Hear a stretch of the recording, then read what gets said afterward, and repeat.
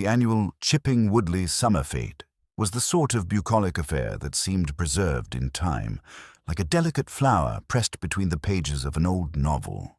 There were scones with clotted cream, paper doilies under every teacup, and a rather ambitious raffle table featuring a bottle of elderflower cordial, a potted begonia, and a mysterious clock, brass, baroque, and quite ugly, that no one recalled donating.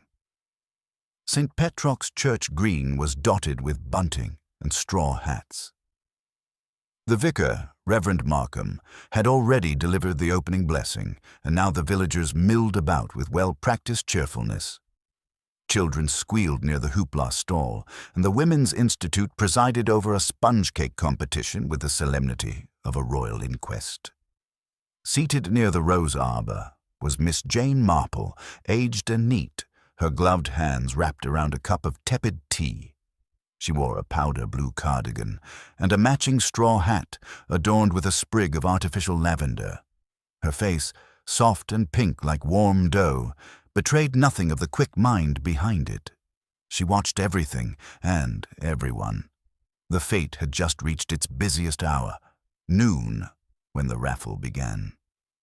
"Number 12, called Mrs. Abernathy, whose booming voice served double duty as master of ceremonies and general local authority. "And the lucky winner of the antique mantel clock is Mr. Gordon Ransley." There was a polite smattering of applause. Mr. Ransley, a broad-shouldered man in his early 50s, made his way forward with that curious blend of smugness and reluctance peculiar to men who win things in public. He was the recently retired headmaster of Woodley Grammar and had moved to the village the previous spring with his younger wife, Lillian, a pretty, watchful woman with an air of someone who expected something unpleasant to happen at any moment. "Oh," he said, taking the clock with both hands. "Remarkable thing. Haven't seen one like this in years." "You wouldn't," came a faint voice from behind the jam stall.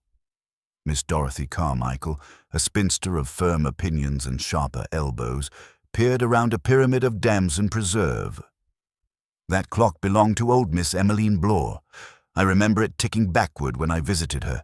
Very odd, very improper." Miss Marple, who had just taken a sip of tea, lowered her cup ever so slightly. "Ticking backward," said someone. "Utter nonsense," said someone else. Gordon Ransley laughed, but it was a hollow, mechanical sound. "It's probably just a faulty mechanism." "It ticked backward at exactly noon every day," Dorothy insisted. "Everyone said it was cursed, but Miss Blore was stubborn.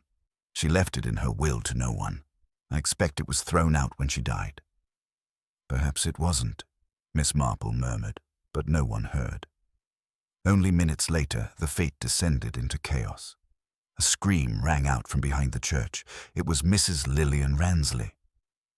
People rushed toward the sound, their shoes crunching the gravel path. There, near the lilac hedge, behind the stone sundial, lay Mr. Ransley, on the ground, face contorted, unmoving. The strange brass clock was beside him. Its second hand ticked forward, then backward, then stopped entirely.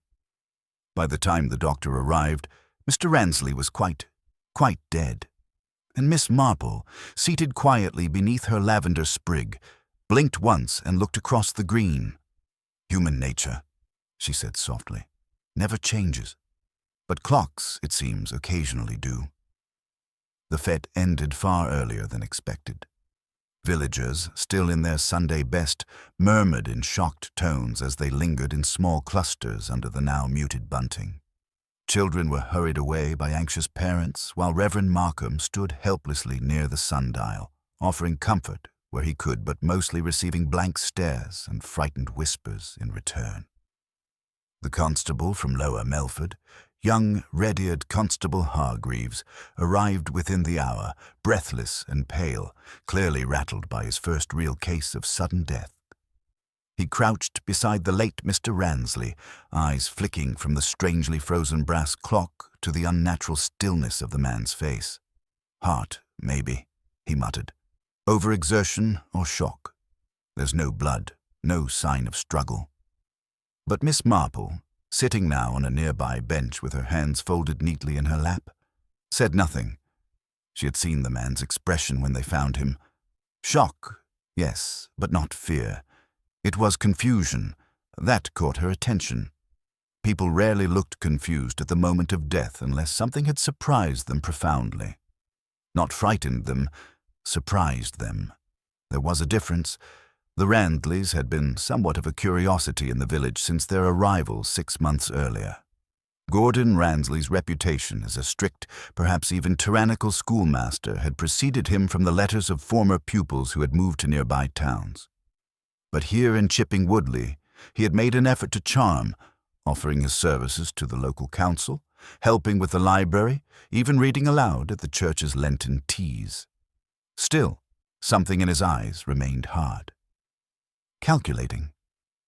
Lillian Ransley, his wife of only 3 years, was another matter entirely.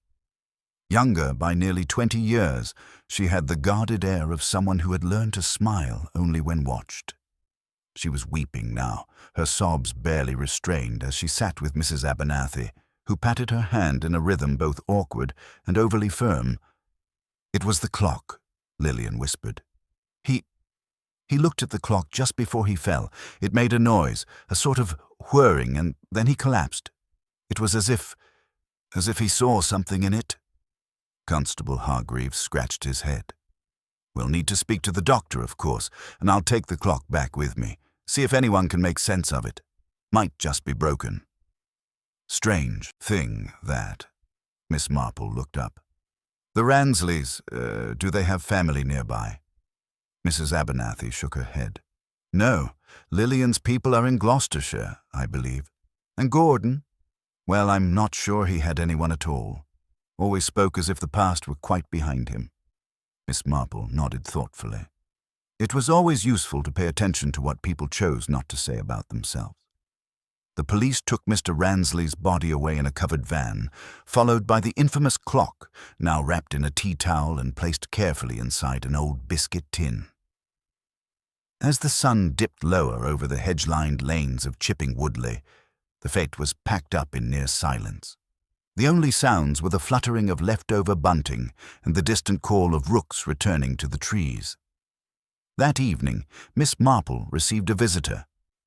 It was Reverend Markham appearing at her cottage door with a distracted, heavy expression and a tin of oatcakes under one arm. "I can't stay long," he said when she invited him in, "but I had to speak to someone. I suppose, well, everyone comes to you in the end." Miss Marple poured 2 cups of chamomile tea without answering. "Do you think," he asked, "that something was done to that clock? On purpose?"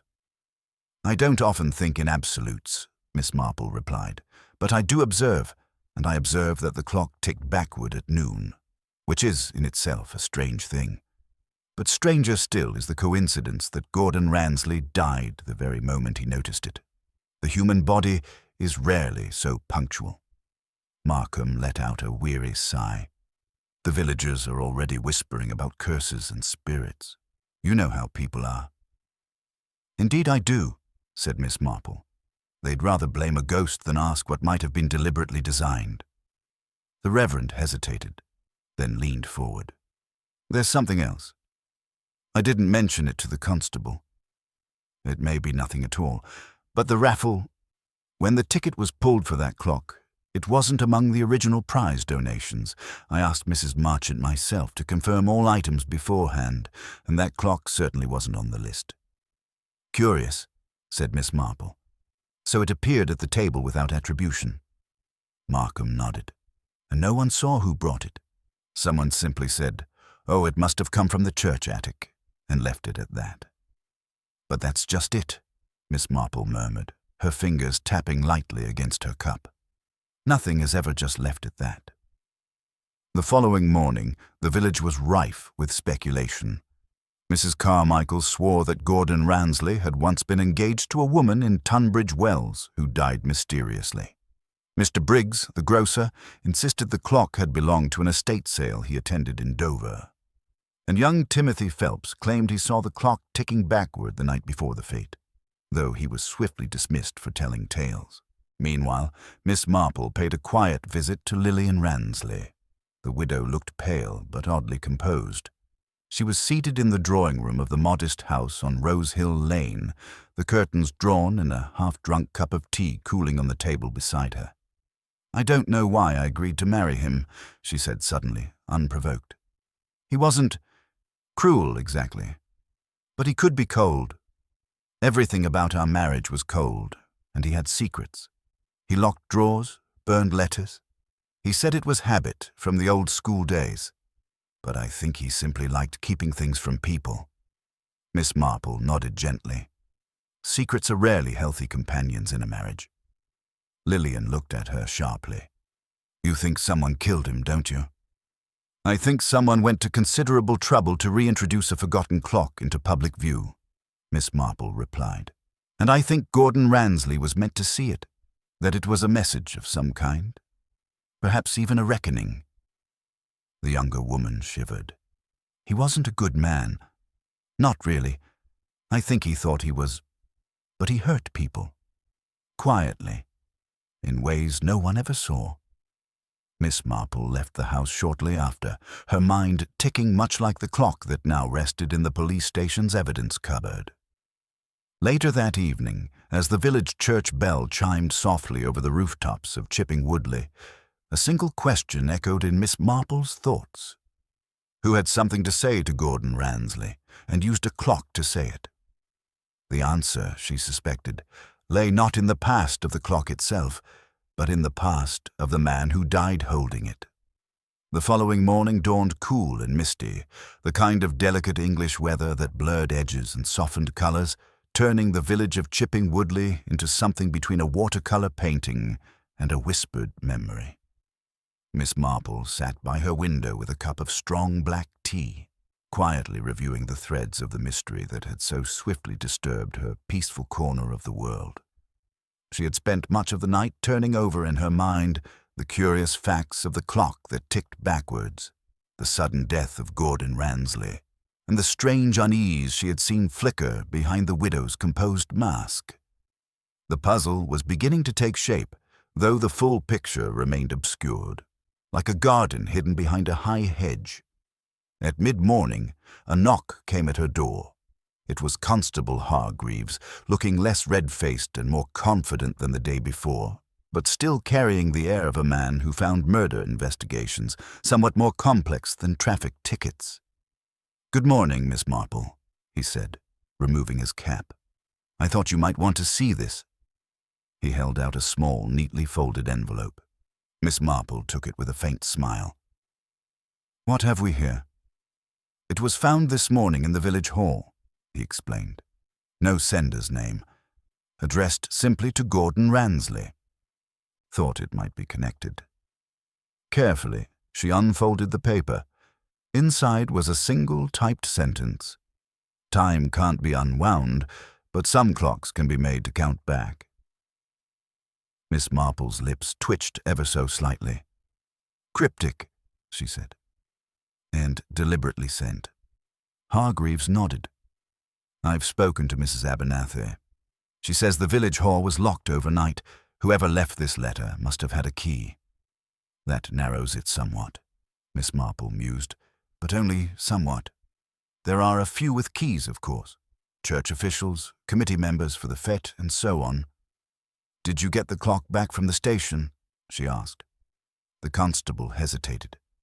"Yes, but it's been examined by a local horologist. A Mr. Pritchard from the next village. Says the mechanism is unusual but not dangerous. Nothing to cause death directly, but, well, he says it's a rare piece." Miss Marple raised her eyebrows. "Rare pieces often come with rare histories." The rest of the morning passed with a steady drip of visitors to Miss Marple's cottage. Mrs. Carmichael stopped by, her eyes wide and her voice loud with gossip about old rivalries between Gordon Ransley and the late Miss Emmeline Blore, who had once been a formidable figure in village affairs. According to Dorothy, Blore had a fierce dislike for the Ransley family, particularly for a story that suggested a scandal in Gordon's youth, though she was vague on details.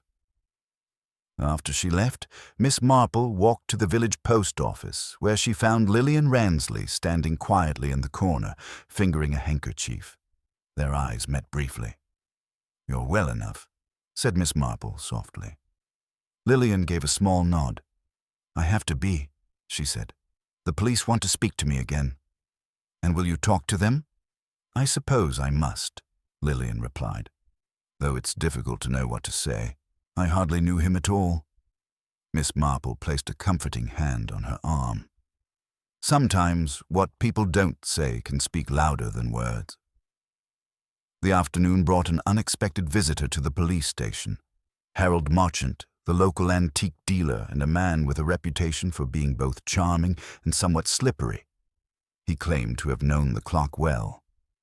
"Ah, yes," Marchant said, his voice smooth as aged whiskey. "Miss Emmeline Blore had that clock for decades, said it was a family heirloom, cursed or otherwise. I was to auction it off once, but she pulled it back at the last minute." Constable Hargreaves looked skeptical.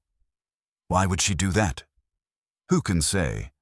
Superstition, perhaps, or something more practical. That clock was never ordinary." Miss Marple asked, "Did Miss Blore have enemies?" Marchant shrugged. "In a small village, you could say everyone has a few. She was outspoken, a bit of a guardian of tradition. Some found her prickly." "But did she ever mention Gordon Ransley?" "No, not directly. But I do recall a story about a falling out with his family. Something about debts and lost opportunities." Miss Marple's eyes narrowed thoughtfully. "And the clock? Does it really tick backward at noon?" Marchant smiled knowingly. "Only to those who listen carefully. It's a trick of the gears, but one that fascinates." The clock, with its odd backward tick, remained at the police station, now under careful guard as a piece of evidence, though its mechanism baffled the experts. That evening, Miss Marple attended the weekly church gathering where villagers exchanged their own theories, each more speculative than the last. Mrs. Abernathy was convinced it was divine punishment for Ransley's harshness, while Mr. Briggs worried about hidden debts and blackmail. Young Timothy Phelps whispered about secret meetings and shadowy figures, but was met with rolling eyes. Miss Marple listened to every word, storing each fragment like a careful gardener collecting seeds for the spring. Later, as she walked home through the village lanes, the weight of the mystery pressed lightly on her. She thought of the clock, ticking backward at noon, of Gordon Ransley's sudden collapse, and of the letter, cryptic and chilling. The next morning brought a new development. The police had found a second letter, this time tucked beneath a loose stone in the garden of the Ransley home. It read, "Time does not heal all wounds. Some are opened anew." Miss Marple recognized the handwriting immediately. It was delicate, precise, a woman's hand. She sat with Lillian again that day, showing her the note. "Do you recognize this?" she asked. Lillian's face paled. "It's mine," she whispered. "I wrote letters like this to Gordon when we were engaged, but I never sent them." "Why not?" "Because he never answered. Or he would, only with coldness. Sometimes I thought he didn't care for me at all." Miss Marple pondered this. "And yet you kept these letters?" "They were my truth," Lillian said. "My hope, maybe." The case deepened. The clock, the letters, the bitter pasts, all seemed tangled in a web woven long before the fate. Miss Marple knew the next steps required delicacy. To uncover secrets buried beneath years of appearances, and to watch silently as those who guarded those secrets began to slip. In the quiet moments, she returned again and again to the same thought. Sometimes it is not the clock that counts time, but the people whose lives it touches.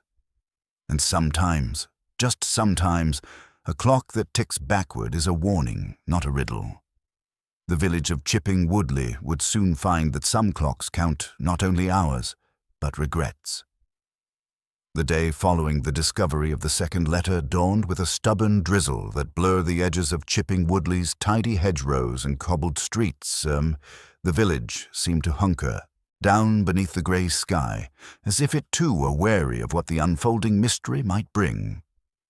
Miss Marple, however, felt a steady calm amid the clouded atmosphere.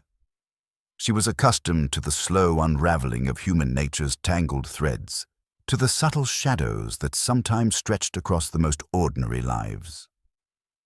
That morning, she paid a quiet visit to the village's modest library, where a new arrival had recently been seen quite often. Mr. Stephen Bellamy, a local solicitor with a reputation for discretion and a penchant for dusty legal tomes. Miss Marple found him seated behind the circulation desk, adjusting his pince-nez as he scrutinized a brittle volume of probate records. "Good morning, Mr. Bellamy," she said gently, sliding into the chair opposite. "I hope you don't mind the interruption." "Not at all, Miss Marple," he replied, smiling politely. "I was just reviewing the records for the Blore estate, as you might imagine. A peculiar case, indeed." "Yes," she said, folding her hands. "I wondered if you might have learned anything of interest regarding the clock's original owner, Miss Emmeline Blore." Bellamy nodded. "Miss Blore died 2 years ago, unmarried and without close relatives. Her estate was modest, save for some property and several antiques, including that clock. What struck me, though, was a codicil to her will I discovered just last week." Miss Marple leaned forward. "Do tell." "It's quite unusual. It states that the clock must not be sold or moved from the village until a certain condition is met, a condition never explicitly defined. The will also includes a cryptic note in her handwriting. Time may run backward, but debts must be repaid forward." Miss Marple's eyes twinkled beneath her spectacles. "That's an intriguing phrase." Bellamy shrugged. "Indeed. It suggests some unfinished business or grievance, perhaps connected to the Ransley family." "Which brings us to Gordon Ransley," Miss Marple said softly. "You mentioned reviewing legal documents.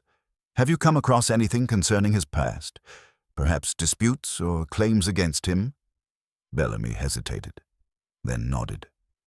There were several legal entanglements involving the Ransleys, mostly relating to unpaid debts and property disputes. One particularly acrimonious case involved Miss Blore herself. Miss Marple smiled faintly. "So the past is very much alive beneath the polite surface of Chipping Woodley." Before Bellamy could respond, the library door opened, and Mrs. Carmichael swept inside, her sharp eyes scanning the room like a hawk. Spotting Miss Marple, she approached with a mix of urgency and delight. "Oh, Jane, I have more news. It seems there was a strange visitor at the village inn late last night, a man asking after the Ransleys and the clock. No one knows who he was, but his questions made the landlord uneasy." Miss Marple exchanged a glance with Bellamy. "Did anyone see him clearly?" "Not really," Mrs. Carmichael replied, but his voice was low and urgent. "Someone said he mentioned the reckoning and time's debt." Bellamy frowned. "Those phrases echo Miss Blore's codicil, don't they?" Miss Marple nodded thoughtfully. "Indeed, it seems the past is reaching out, and not all who answer are welcome." After Mrs. Carmichael left, Miss Marple and Bellamy continued their quiet examination of the documents. The more they read, the clearer it became that Gordon Ransley's life had been shadowed by old grievances and entangled obligations, debts not merely financial, but personal. Later that afternoon, Miss Marple received a summons from Constable Hargreaves. The young officer was waiting outside the village hall, looking serious but composed. "There's been a development," he said. "We found a hidden compartment in the clock." Miss Marple's interest sharpened. "A compartment?" Hargreaves nodded. "Yes, Mr. Pritchard, the horologist, spotted it during his inspection. It's a narrow space behind the clock face, big enough to hold a small object. Inside, we found an old folded letter and a tarnished silver locket." Together, they returned to the police station, where the letter was carefully unfolded. The handwriting was elegant but unfamiliar. The letter read, "To him who carries the burden of time, know that every tick is a choice, every tock a secret kept. Look closely, and the past will speak." Miss Marple's gaze flickered to the locket. It was delicate, engraved with the initials E.B., Emmeline Blore. "Do you know who this might have belonged to?" she asked the constable. "Only that it's not Mr. Ransley's," Hargreaves replied. Miss Marple held the locket gently. "This is a message, hidden until the right moment. But what is the secret it guards?" That evening, she visited the Ransley home once more. Lillian answered the door, her expression weary but resolute. "I heard about the letter and the locket," she said quietly. "Do you think they were meant for Gordon?" "I believe they were," Miss Marple replied. "But there is more to uncover, Mrs. Ransley. Secrets do not stay buried in Chipping Woodley for long." As the rain began to fall softly outside, Miss Marple sat by the fire, the glow illuminating the thoughtful lines on her face. The clock's backward ticking, the cryptic letters, the hidden compartment, all pieces of a puzzle that stretched far beyond a single death. She knew the village held its breath, waiting for the next revelation. And Miss Marple was prepared to listen, to the whispers of time, to the unspoken debts, and to the secrets that the clock had quietly kept, waiting for its moment to speak. The following morning carried with it a freshness in the air, a faint promise of clearer skies after the night's rain, though the village of Chipping Woodley still seemed heavy with unspoken tension. Though events surrounding the mysterious clock and Gordon Ransley's death had unsettled the townsfolk more deeply than any of them would readily admit. Miss Marple, however, approached the day with her customary quiet patience, well aware that the true measure of the mystery was not in the immediate shock but in the slow, deliberate uncovering of human nature's layers. Miss Marple spent the early hours reviewing the letter and locket found within the hidden compartment of the clock. The initials E.B. on the locket were unmistakable, Emmeline Blore's. She traced the delicate engraving with a finger, her mind weaving connections. The cryptic letter inside, with its mention of unspoken debts and secrets kept, hinted that the clock was far more than a mere antique. It was a vessel of memories, grudges, and perhaps warnings. She decided it was time to visit Mr. Pritchard, the horologist who had first examined the clock. Perhaps he could shed light on the unusual mechanism and why Emmeline Blore might have concealed something within it. Mr. Pritchard's workshop was tucked away on the edge of the village, a cluttered room filled with clocks of every size and style, their soft ticking creating a hypnotic backdrop. He was an older gentleman with keen eyes and nimble fingers, the sort of man who could coax a century-old timepiece back to life with a gentle touch. "Ah, Miss Marple," he greeted her warmly, adjusting his spectacles. "I was wondering if you might return. That clock is quite the curiosity." "Indeed," she replied. "I'm intrigued by the compartment you discovered. Have you seen anything like it before?" He nodded. "It's not common, but not unheard of. Horologists sometimes built secret compartments to hide valuables or messages. The backward ticking, though, that's more unusual. It's a deliberate design choice, meant to catch the eye and confound the casual observer. Miss Blore was clearly a woman who valued discretion, but also enjoyed a certain theatricality. "Do you think the clock could have been a kind of warning?" Miss Marple asked softly. Pritchard shrugged. "Perhaps. Clocks are symbols, after all. Time, mortality, the inescapable march forward. A clock that ticks backward at noon might be a statement that sometimes time needs to be reconsidered, past wrongs re-examined." Miss Marple smiled faintly. "Wise words, Mr. Pritchard. Do you know if anyone else might have had access to the clock before the fete?" "Only Emmeline, and since her passing, Gordon Ransley, presumably. Though I understand the clock was moved between properties and the Ransleys weren't always friendly neighbors to Miss Blore." The mention of tension sparked a thought in Miss Marple's mind, and she thanked the horologist before leaving. Her next visit was to the Bloor family cottage, now occupied by Miss Bloor's niece, a young woman named Margaret. The house was a tidy, quiet place, its garden neat but with a touch of wildness, as if nature sought to reclaim it in small rebellions. Margaret Bloor welcomed Miss Marple with polite curiosity but little warmth. "I understand you're investigating Gordon Ransley's death," she said, her voice cool. "It's a terrible business." "It is," Miss Marple agreed. "I was hoping you might share what you know about your aunt, particularly concerning the clock and her relationship with the Ransley family." Margaret's eyes darkened. Aunt Emmeline was a proud woman. She disliked the Ransleys, especially Gordon. There were old grievances, things best left alone. But I suppose they were connected by more than just property lines. Miss Marple pressed gently. "Did you ever hear about a debt or dispute between them?" Margaret hesitated before nodding. "There was a business deal gone sour years ago. Aunt Emmeline claimed Gordon's father had cheated her family. That grudge passed to Gordon, though I'm not sure he cared as much as she did." "Did your aunt ever mention the letters or the locket found in the clock?" Miss Marple asked.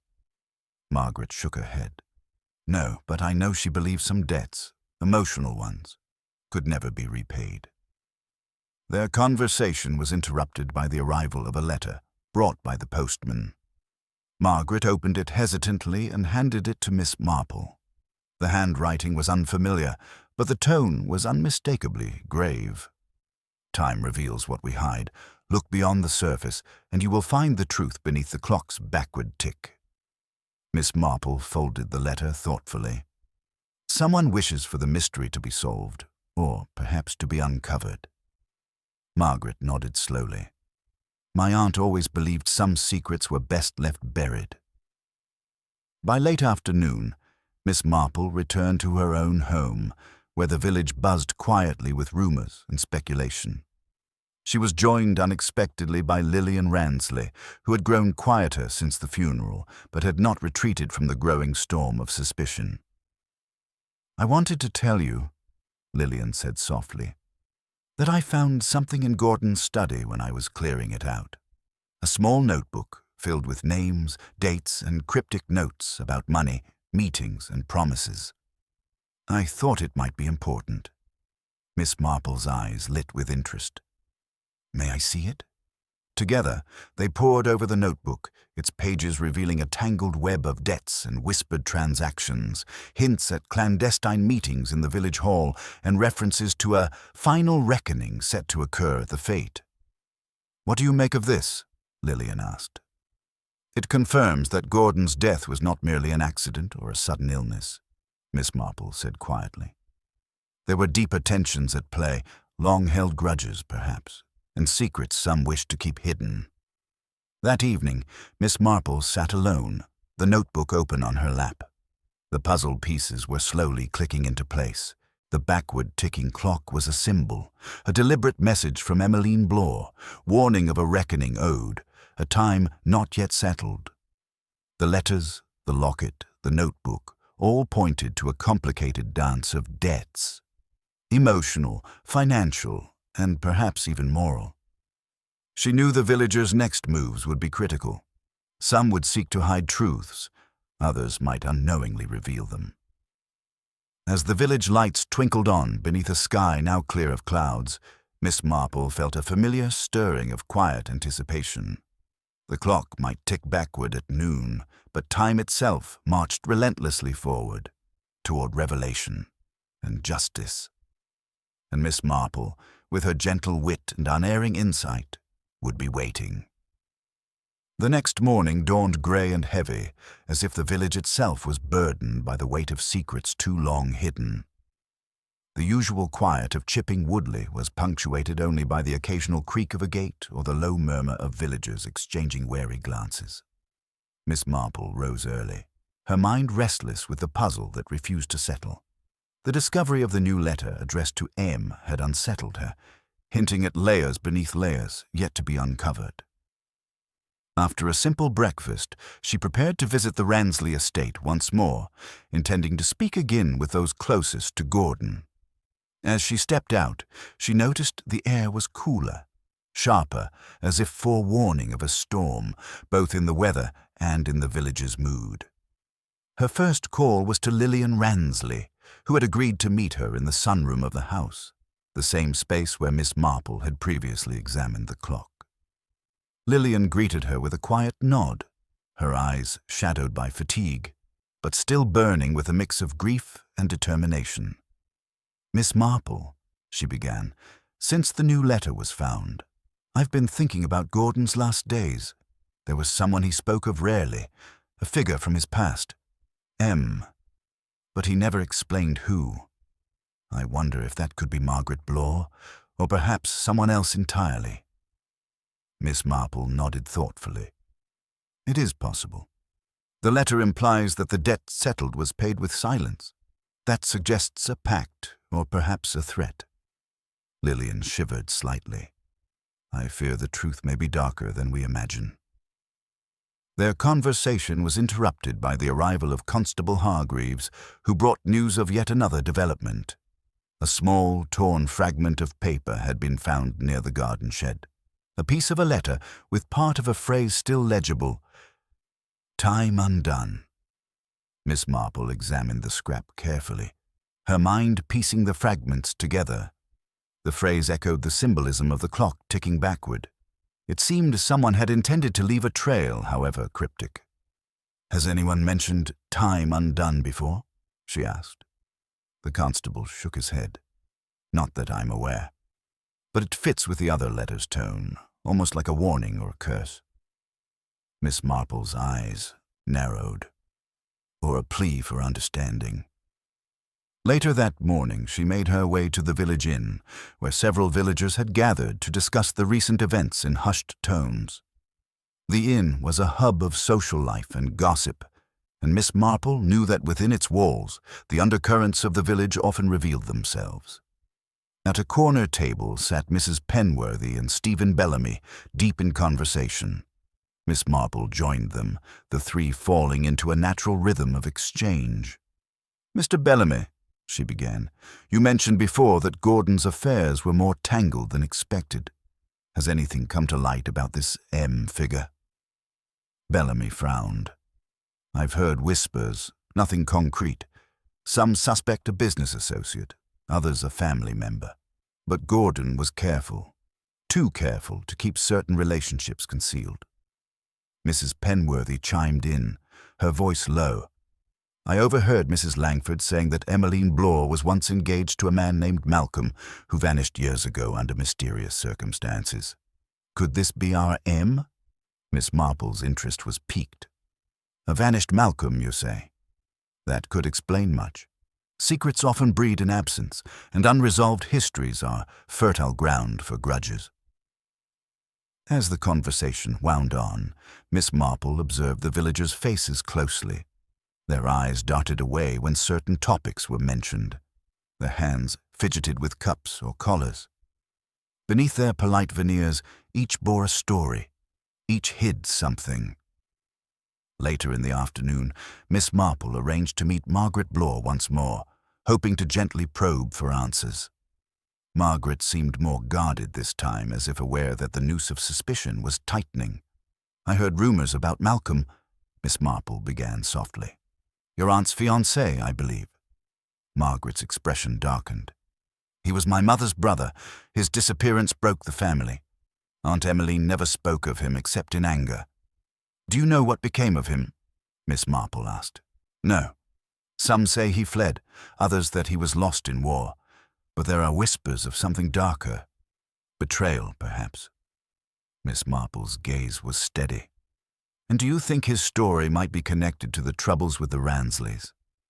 Margaret hesitated, then nodded slowly. "I think so. Aunt Emmeline blamed the Ransleys for his disappearance, or at least for not searching properly." As evening approached, the village seemed to hold its breath. The pieces of the puzzle were slowly taking shape. A vanished man, debts paid in silence, and the backward clock marking time not forward, but as a reminder of wrongs yet to be righted. Miss Marple retired for the night with a quiet resolve. The next day would require delicate steps, subtle questions, and careful observation. She sensed that beneath the layers of grief and fear, a confrontation loomed, one that would reveal the true measure of the village's secrets. And as the clock continued its peculiar count, Miss Marple prepared herself to listen closely, to time, to silence, and to the human heart beneath. The following morning, the village was cloaked in an uneasy silence, broken only by the distant tolling of the church bell, its deep chimes marking the passage of time in a place where time itself seemed oddly distorted. Miss Marple moved through the village with purposeful calm, her mind turning over each new fragment uncovered the day before. The discovery of Malcolm's connection to the Blore family, the torn scrap mentioning time undone, and the shadow of old grievances all converged in her thoughts like threads waiting to be woven into a tapestry. Her first stop was the modest cottage of Mrs. Emmeline Blore. Though the widow had become more reclusive since her husband's death, Miss Marple knew that any new information from her would be crucial. She was greeted at the door by Emmeline herself, her face pale but composed, eyes sharp beneath a veil of mourning. "Miss Marple," Emmeline said with a nod, stepping aside to allow her in. The house was neat but austere, the air heavy with the scent of lavender and old paper. On the mantelpiece rested a photograph of a young man. Malcolm, Miss Marple assumed, his gaze steady and full of unspoken stories. "I wanted to see you," Emmeline began quietly, "to clarify some matters. There has been too much speculation and too many lies circulating. Malcolm was not just my fiancé. He was also involved in things that might explain what happened to Gordon." Miss Marple inclined her head gently. "Please, take your time." Emmeline sighed, settling into an armchair. Malcolm was part of a circle, a group bound by promises and debts, some financial, others personal. It was a secret society of sorts, meeting quietly, managing affairs that the public never knew. I suspect Gordon's troubles stemmed from those entanglements. "Do you know why Gordon might have feared exposure?" Miss Marple asked, her voice low. Emmeline's eyes flickered with pain. "Because those debts were not just money owed, they were favors called in, silence bought and sold. The backward clock was Malcolm's symbol. He believed time could be turned back, debts undone, wrongs erased. Gordon, I think, tried to break free, but the past is not so easily escaped." Miss Marple nodded slowly, absorbing the weight of the confession. The clock's backward ticking now held deeper meaning, a metaphor for the village's tangled past and the shadows that refused to stay buried. As she left the cottage, Miss Marple pondered the implications. If Malcolm's legacy was indeed tied to a secret society, then more than one villager could be involved. The question was, who among them had the most to gain from Gordon's death? Her next visit was to Stephen Bellamy, who awaited her at the village solicitor's office. Bellamy's usual composure was strained, and he gestured toward a folder thick with papers. "I've been reviewing some old records," Bellamy said, "and there are discrepancies in the Ransley accounts. Large sums diverted, unusual transactions linked to anonymous recipients. It's all very murky, and I'm beginning to think Gordon was trying to protect someone, or perhaps something." "Someone within the village?" Miss Marple asked. "Possibly. There's mention of a fund established years ago, ostensibly for village improvements, but the money vanished. I believe Malcolm and Gordon had knowledge of it." Miss Marple's eyes sparkled with quiet resolve. "This fund, does it involve any current villagers?" Bellamy hesitated. "It's unclear, but the names suggest a mix of families, Ransleys, Blores, and a few others who prefer to keep their involvement private." Their discussion was interrupted by a knock at the door. It was Constable Hargreaves, bearing news that both unsettled and intrigued Miss Marple. "There's been a break-in at the village archive," he reported.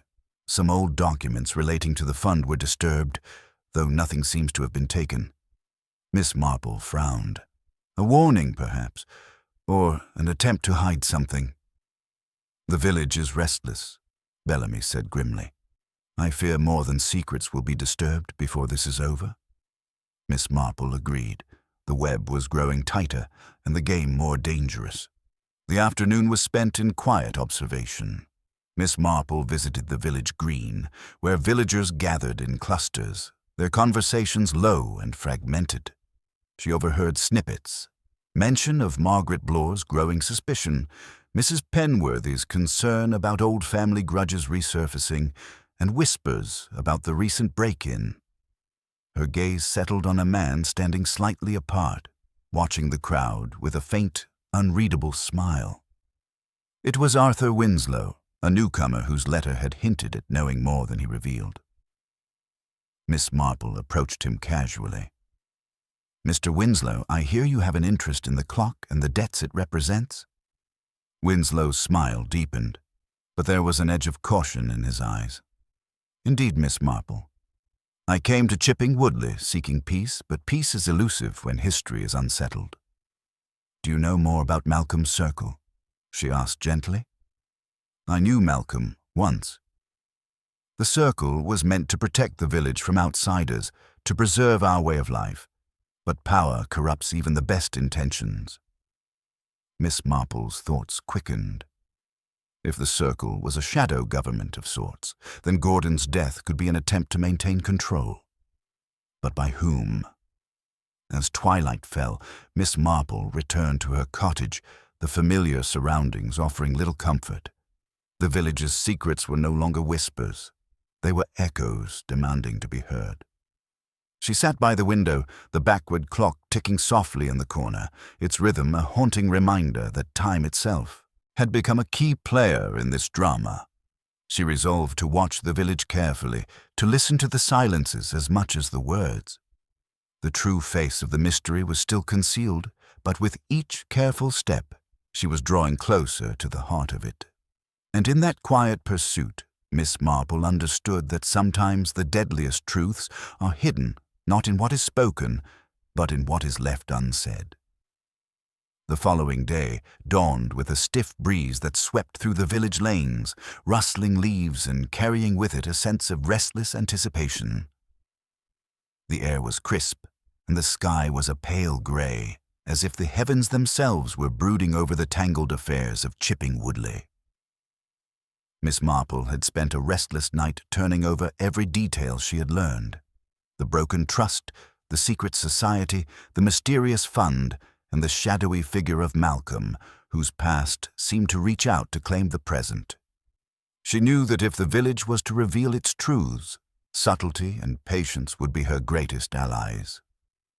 She began her morning by revisiting the garden of the Ransley estate, a place she had come to regard as the silent witness to so much unspoken history. The backward ticking clock stood against the wall of the sunroom, its hands frozen at 11:59. An eternal reminder that something was amiss with time itself in this village. As Miss Marple ran her fingers lightly over the clock's polished surface, she heard footsteps approaching and turned to see Lillian Ransley entering the room. Lillian's face was composed but fragile, and her voice carried the weight of exhaustion. "Miss Marple, I've been thinking about what you said yesterday, the debts and the promises. There's something else I need to tell you. Something I didn't reveal before." Miss Marple tilted her head, encouraging her to continue. Lillian hesitated, then spoke quietly. "I found a ledger, hidden in my father's desk. It's full of names and figures, but one name kept appearing, Margaret Blore's. It seemed she was involved in some transactions with my father, but I don't understand why or what for." That admission stirred a flicker of surprise in Miss Marple's eyes. "Have you seen this ledger? Might I?" Lillian nodded, leading Miss Marple to a small study where the worn book lay. The entries were neat but cryptic, listing sums alongside initials and dates spanning decades. Miss Marple's sharp eyes scanned the pages, noting how the ledger seemed to link many villagers in a web of financial exchanges that went beyond simple charity or community support. There are patterns here, Miss Marple mused aloud. A network of obligations, debts perhaps, but not only of money. This ledger is the key to understanding why Gordon's death unsettled the village so deeply. As the two women examined the ledger, a sudden knock at the door startled them. Constable Hargreaves entered, his face lined with concern. "Miss Marple, there's been another development. A second break-in, this time at the church. Some old parish records were rifled through, but nothing appears missing." Miss Marple's gaze sharpened. "Two break-ins, targeting records and archives. Someone is desperate to keep these secrets buried." Lillian paled. What sort of secrets would the parish hold? Marriages, baptisms, deaths. Sometimes the truth of relationships and paternity, Miss Marple explained. If someone wished to erase a link, these documents would be a natural target. Later, Miss Marple found herself walking toward the churchyard, where the ancient stones cast long shadows. The caretaker, an elderly man named Mr. Higgins, was sweeping fallen leaves near a crypt. She greeted him with a warm smile, and he responded with a weary nod. "I understand there was some disturbance here last night," she said gently. "Yes, Miss Marple. Someone tried to force open the church archives. Didn't get far, though. Old Father Marlowe keeps a tight lock on those records." His eyes drifted toward a particular headstone, weathered and moss-covered. "That one there, the Ransley family plot, has more than its share of stories." Miss Marple glanced at the grave marker, noting the dates and the inscription. "Here lies Harold Ransley, beloved father and husband." But it was the name at the base, Malcolm Blore, that caught her attention. The burial records confirmed he was indeed interred there, a fact known to few. "Malcolm's resting place here connects the families more than they care to admit," she murmured. "Secrets do tend to fester when buried." As she left the churchyard, Miss Marple's thoughts were interrupted by the arrival of Arthur Winslow, who had approached silently. His demeanor was calm, but intense. "Miss Marple," he said, "I believe the clock's symbolism extends beyond the past.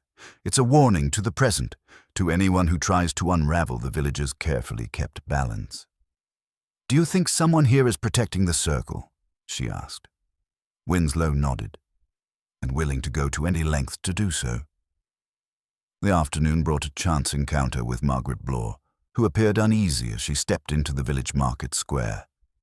Miss Marple seized the moment to speak with her privately. "Margaret, I sense there are truths you hesitate to share," Miss Marple said gently. "The ledger, the letters, the broken records, they all point to something deeper." Margaret's eyes welled with tears.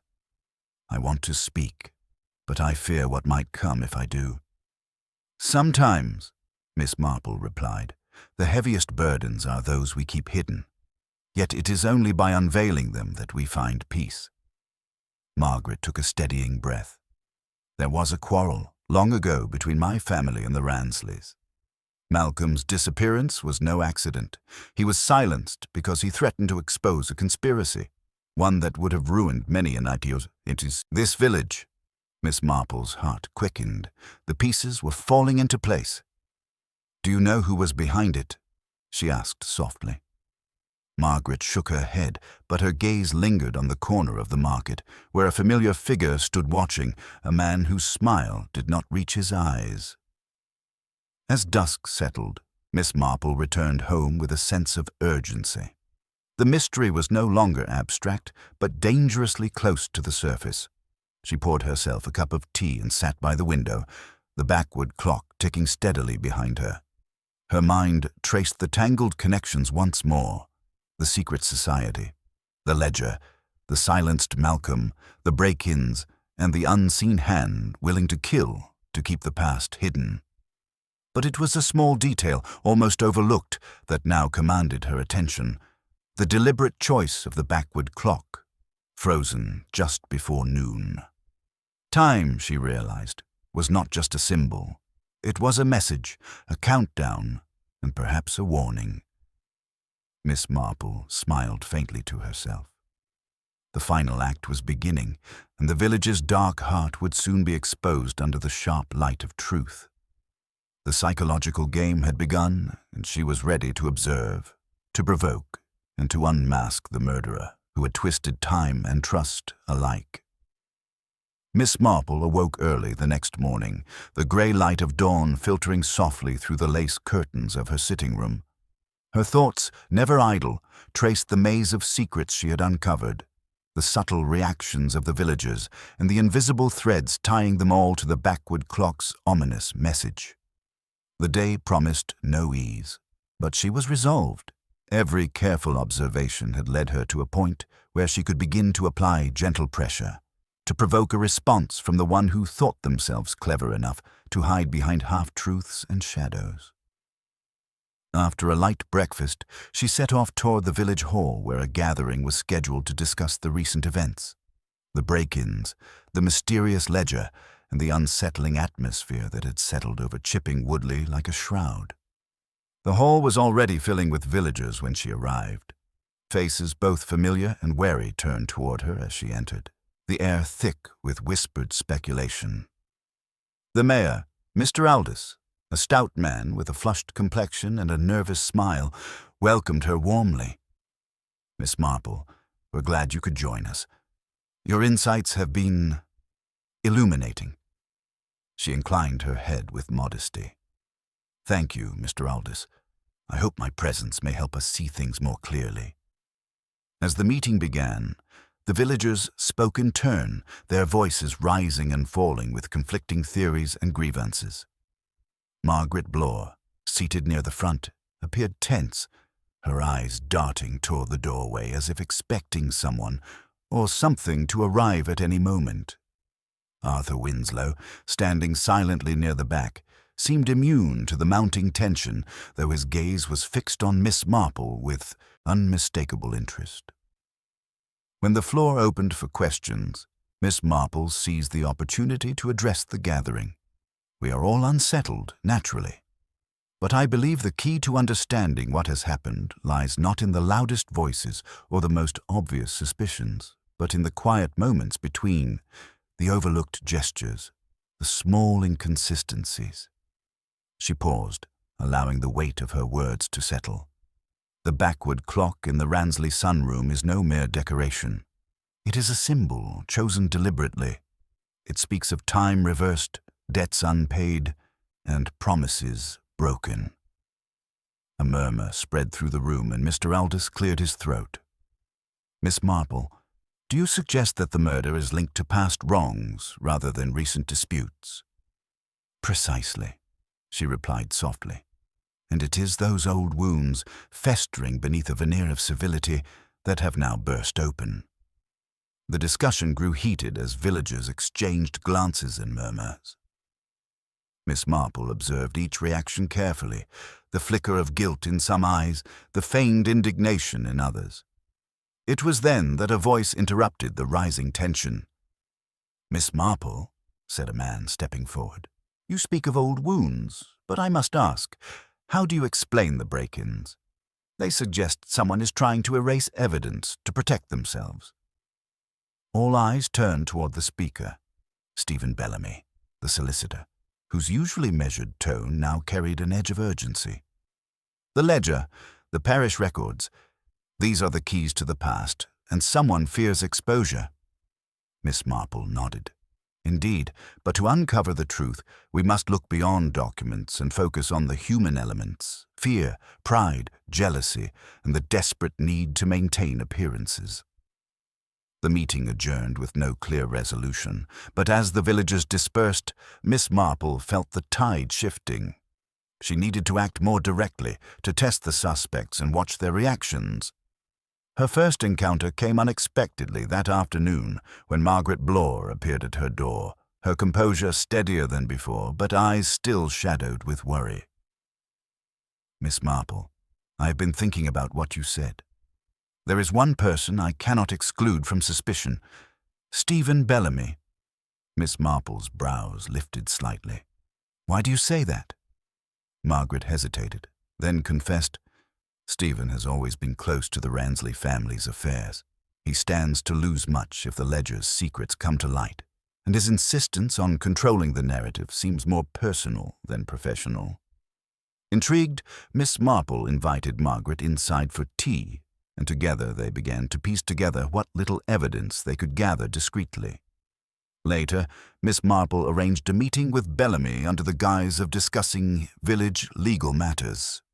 She observed him closely as they spoke, noting how his hands tightened around his teacup and how a flicker of unease crossed his face when she mentioned the ledger. "You worry too much, Miss Marple," Bellamy said, forcing a smile. "These records are old and obscure. They cannot hurt anyone now." But Miss Marple's eyes twinkled with quiet understanding. "Sometimes, Mr. Bellamy, it is not the records themselves, but what they represent that causes fear." The following day, Miss Marple sought out Arthur Winslow, sensing that his knowledge could be pivotal. Their conversation unfolded in the library of the village inn, away from prying ears. "You said the circle was meant to protect the village," she reminded him, "yet it has caused only harm." Winslow nodded. "Power corrupts, as you know well. Some among us use the society to enrich themselves, to manipulate outcomes. Gordon Ransley discovered this and threatened exposure. That was his fatal mistake." Miss Marple's gaze narrowed. "And Malcolm Blore's disappearance?" "A warning to silence dissent," Winslow confirmed. "But not all who suffered were innocent." As she left the inn, Miss Marple's thoughts raced. The psychological game was unfolding precisely as she had planned. Now she needed to draw out the final reaction, an admission, a slip, anything that would confirm her suspicions. That evening, at a small gathering in the village hall, Miss Marple orchestrated a subtle challenge. She spoke gently but pointedly about the ledger, the backward clock, and the idea of time running out for those hiding in the shadows. Eyes met hers with a mix of defiance and fear, but it was Stephen Bellamy whose composure finally cracked. A flicker of panic flashed across his face before he masked it with a practiced smile. Miss Marple's keen eye did not miss it. As the villagers began to depart, she approached Bellamy quietly. "Mr. Bellamy, the truth has a way of revealing itself. You can either confess now and find mercy, or continue to live with the burden of deception." Bellamy's jaw tightened, but for the first time he seemed uncertain. The night deepened, and Miss Marple retired to her cottage, satisfied that the final pieces were in place. The puzzle of Chipping Woodley was nearing its completion, and the backward clock was about to stop its silent counting. She allowed herself a moment of quiet reflection, knowing that in the calm before the storm, the village's darkest secret would soon be brought into the light.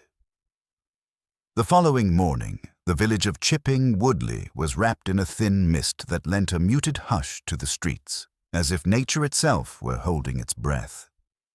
Miss Marple, clad in her usual modest attire, moved quietly through the market square, her mind alert to the slightest hint of change in the atmosphere.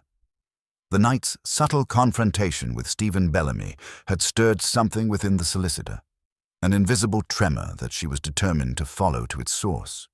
She began by visiting the Ransley estate once more.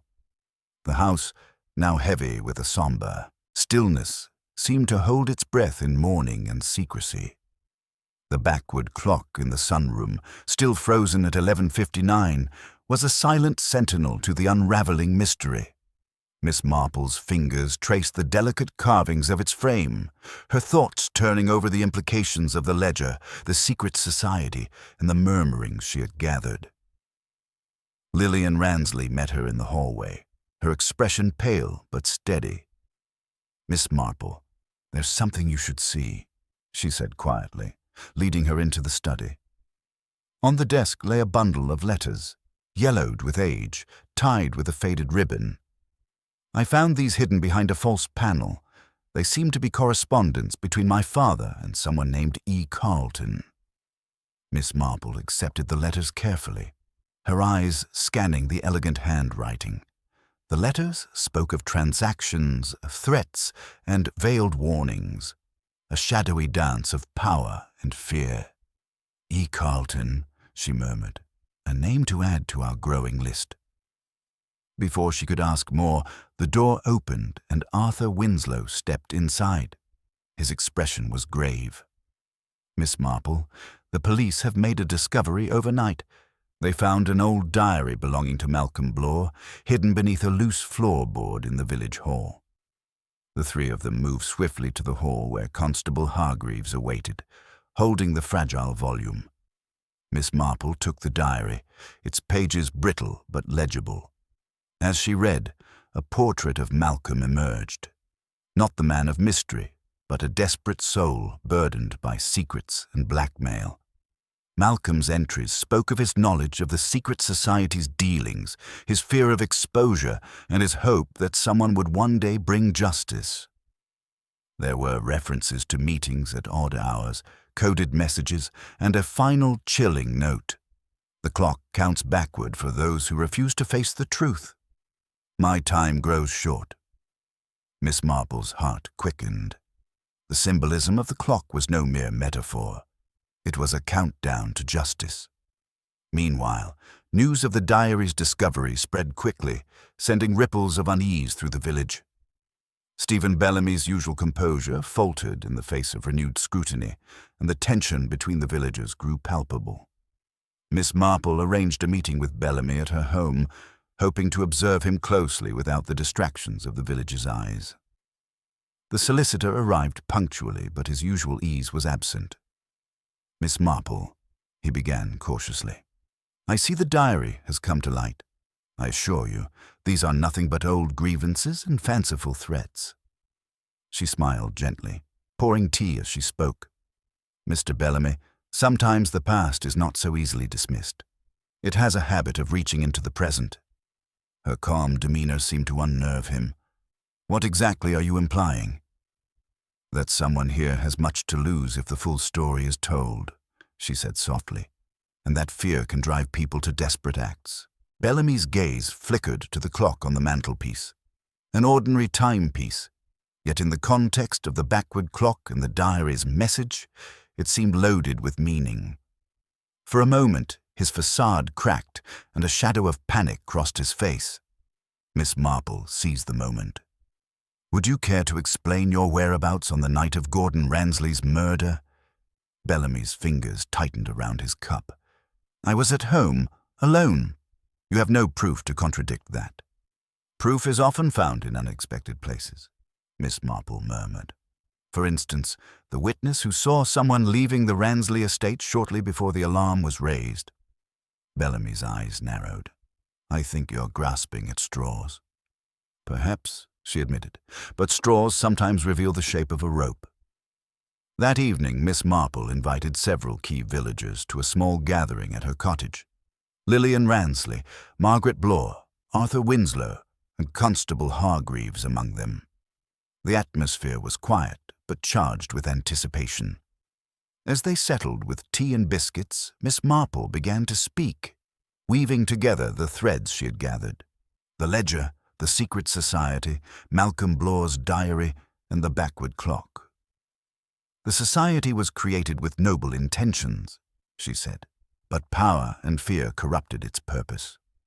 Gordon Ransley's murder was not a crime of passion, but of calculated desperation to protect those who feared exposure." She paused, letting the weight of her words sink in. Malcolm Blore's disappearance was a warning, and the break-ins were attempts to erase the past. Yet the truth cannot be undone. Her eyes rested on Bellamy, who sat stiffly, his mask of civility beginning to crumble. "The ledger reveals debts not just financial but moral. The secret society's members swore loyalty, but some broke their oaths, betraying trust for gain. Gordon sought to expose this, to bring justice." Margaret Blore's voice trembled. "But who among us is capable of murder?" Miss Marple smiled faintly. "The answer lies in the smallest details.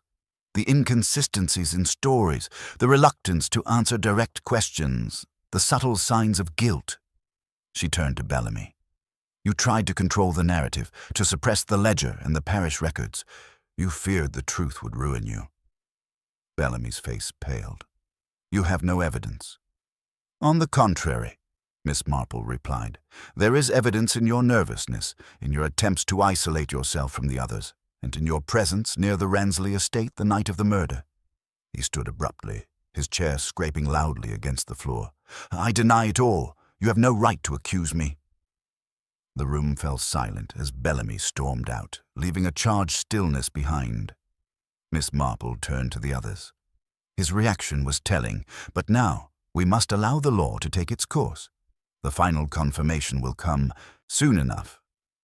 In the days that followed, Bellamy was questioned by the police, and under the weight of evidence and careful interrogation, cracks appeared in his story. The ledger, the diary, and witness testimonies converged to reveal a motive of greed and fear, a desperate attempt to protect a legacy built on deception. The backward clock remained a silent witness, its frozen hands a reminder of a time when innocence was shattered and justice delayed. But at last, the counting backward had stopped. Chipping Woodley slowly returned to its quiet rhythms, though an air of unease lingered, a reminder that beneath the surface of any peaceful village lie shadows waiting to be brought into the light. Miss Marple, seated by her fireside, reflected on the events with a gentle sigh. The human heart, she mused, was a labyrinth of secrets and contradictions, and while justice had been served, the complexity of human nature remained as inscrutable as ever. Her gaze drifted to the backward clock once more, now carefully wound forward, ticking steadily toward noon, a symbol of time restored and truths finally told. The late afternoon sun filtered softly through the lace curtains of Miss Marple's sitting room as the key figures of the village gathered quietly, summoned by a polite note from the village's most unassuming yet astute observer. The atmosphere was charged with an expectant hush, the kind that settles when long-buried truths prepare to surface. Miss Marple sat calmly in her favorite armchair, a serene smile playing at the corners of her lips. Around her, Lillian Ransley, Margaret Blore, Arthur Winslow, Constable Hargreaves, and the ever-tense Stephen Bellamy awaited her words. The backward clock, its hands now turned forward and ticking steadily, marked the passage of time in this solemn moment. My dear friends, Miss Marple began, her voice gentle yet resolute, we have all been touched by a tragedy, one that has shaken the very foundations of this peaceful village. Yet in sorrow there is clarity to be found, and in secrets a path to justice. She paused, letting her gaze sweep the room. At first, the mystery seemed tangled in shadows, a secret society forged in ideals but corrupted by ambition, a ledger hidden yet revealing, and a backward clock, symbolic but puzzling. But as with all things human, the truth is often nestled in the smallest details, whispered in the cracks between words and deeds. Turning to Bellamy, whose face was now drawn and pale, she continued, You, Mr. Bellamy, tried to shield yourself behind your profession, your reputation, and your control over the village's records. You feared what exposure might bring, not just ruin to your career, but to the fragile social order you had helped maintain. He blinked, his composure slipping. Miss Marple, Please allow me to finish, she said kindly but firmly. Gordon Ransley discovered your manipulation of the ledger. Alterations, designed to conceal illicit dealings and debts owed by influential members of the society. When he confronted you, demanding the truth be made public, you panicked. A sharp intake of breath echoed from the group. Your visit to the Ransley estate on that night was not merely coincidental, she said. You intended to intimidate him into silence, but the confrontation escalated. In a moment of desperation, the deed was done. Bellamy's shoulders sagged, defeat overtaking him. Yes, he whispered. It was never meant to go this far. Miss Marple nodded thoughtfully. Your fear blinded you to the consequences. Yet it was your own slip, the presence of your glove found near the scene, the inconsistencies in your timeline, that betrayed you, and the backward clock, Mr. Bellamy, was your unwitting metaphor, a time you wished to turn back but could not. She looked around the room, her eyes resting on each face. Malcolm Bloor's diary and the ledger uncovered the truth, but it was the subtle signs of guilt, the nervous glances, the avoidance of certain topics that pieced together the human puzzle. Lillian stepped forward, tears shining in her eyes. "Thank you, Miss Marple, for seeing what none of us dared to face." The constable moved to take Bellamy's arm, gently but firmly. "You must come with us now." As Bellamy was led away, a quiet relief seemed to settle over the room. The clock chimed softly, marking the hour, the moment the village could begin to heal. Miss Marple returned to her chair, pouring herself a cup of tea. Arthur Winslow approached quietly. "How do you do it, Miss Marple? How do you always see what others miss?" She smiled, stirring her tea slowly. "It's a matter of knowing people, Mr. Winslow, understanding their fears, their hopes, and the little tales that slip through the cracks. Life in a small village reveals much if one knows how to look." As the sun dipped lower, casting long shadows through the windows, Miss Marple reflected on the fragile tapestry of human nature, the blend of kindness and cruelty, loyalty and betrayal. The backward clock now ticks steadily forward, a symbol that while time may sometimes seem to turn against us, truth and justice have their own unerring rhythm. And in Chipping Woodley, at last, the counting was done.